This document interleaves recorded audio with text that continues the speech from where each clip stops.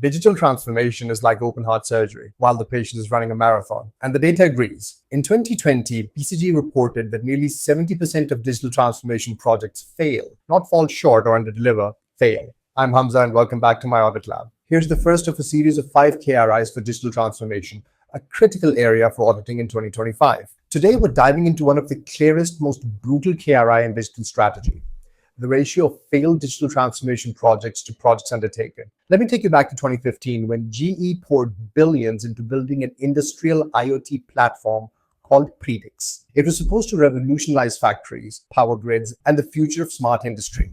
But 5 years in, GE had lost over $4 billion, shut down the project, and quietly moved on.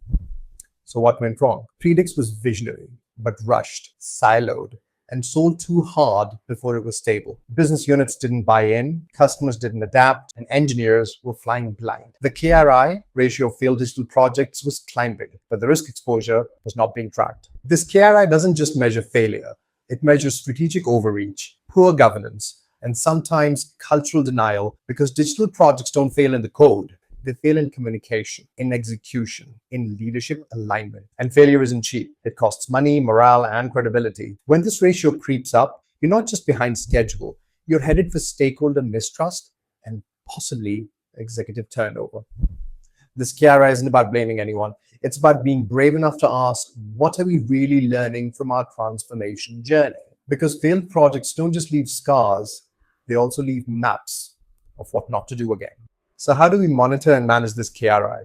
Well, it starts with clarity. Here's what the best organizations do. They define failure clearly and early. Not just did we launch it, but did it deliver business value? Did it gain adoption? Did it hit the KPIs we agreed on? They segment and track risk. Not all transformations are born equal. Track project health by business unit, project type, vendor, or transformation phase and see what patterns emerge. They hold regular review cadences, monthly or quarterly health checks, not just budget reviews, but adoption, stakeholder alignment, and value realization discussions. They empower teams to call time.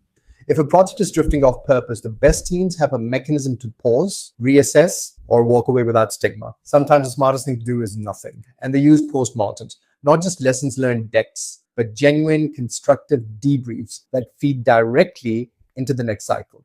Take Lego, for example. In the early 2000s, they rushed into a major digital overhaul: centralized planning systems, new ERP rollouts, and a global supply chain revamp. It was bold, but it was also disconnected. The tools didn't match local market needs, and the frontline teams were overwhelmed. The result was a near collapse of operations and a very public failure. But when Lego came back to the table, they changed the approach. This time, they tied each project tightly to business goals. They made digital leaders accountable alongside business owners. They broke big projects into smaller, testable pilots and scrapped what didn't work early and without shame. Most importantly, they created what every transformation needs: a learning loop.